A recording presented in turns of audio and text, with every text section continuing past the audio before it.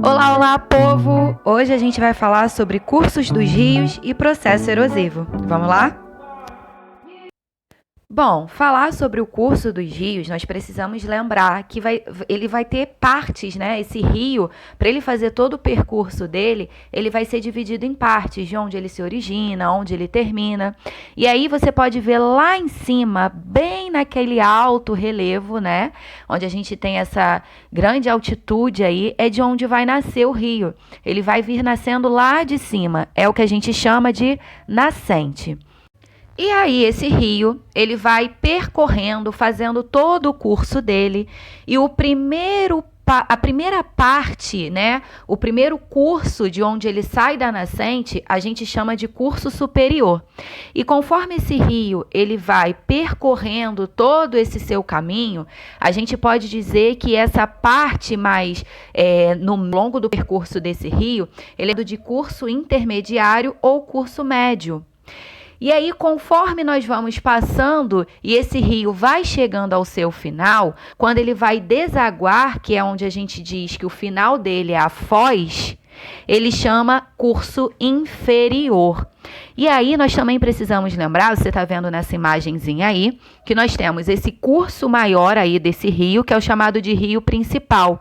Mas desse rio, você pode ver que existem rios menores nascendo dele. É o que a gente chama de afluente. Afluente é um rio que nasce do rio principal. Bom, sobre esses cursos, nós podemos lembrar que os rios, eles têm uma velocidade da água e ele vai fazendo um processo erosivo ao longo desse percurso. E ele, através do desgaste dessa parte desse relevo que a gente vai ter ali, desse planalto, dessa montanha, desse relevo terrestre, né? Até porque a gente sabe que a nascente dele é nesse tipo de relevo mais alto, mais elevado, né? Com maiores altitudes, como planaltos e montanhas, conforme ele vai percorrendo esse curso dele, ele vai desgastando parte dos relevos por onde ele vai passando. E aí ele vai transportando esses sedimentos até chegar em um determinado lugar onde ele vai acumular, ele vai depositar esses sedimentos. E aí nós temos ali a divisão do curso superior, do curso médio e do curso inferior desse rio. Bom, você precisa lembrar, na verdade, entender que quando esse rio ele chega na foz dele, existe o depósito também desses sedimentos, e aí nós vamos ter dois tipos desses depósitos.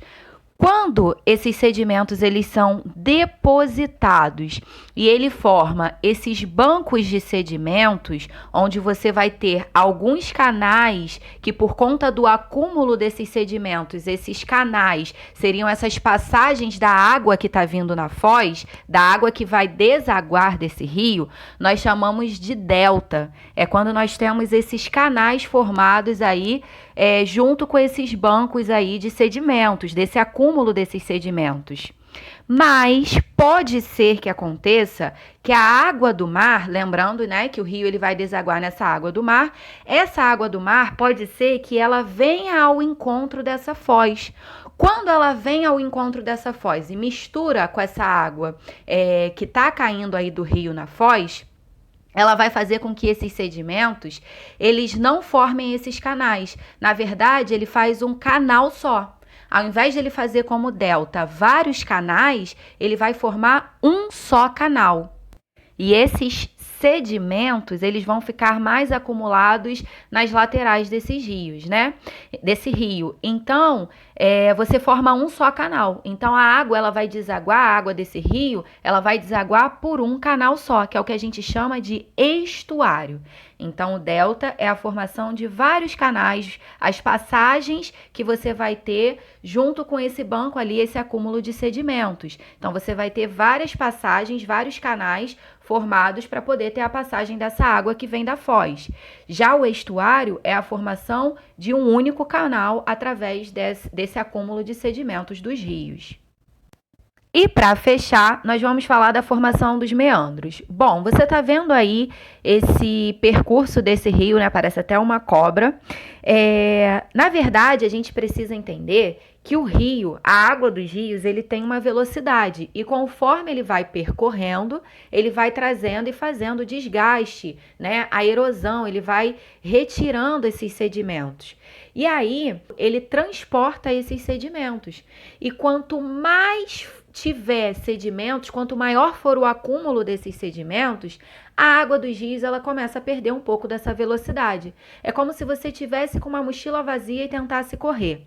Quanto mais você vai colocando material, coisas dentro dessa mochila, mais pesada ela vai ficando e menor vai ser a velocidade para você conseguir correr ou andar, né? Então é isso que acontece com os rios.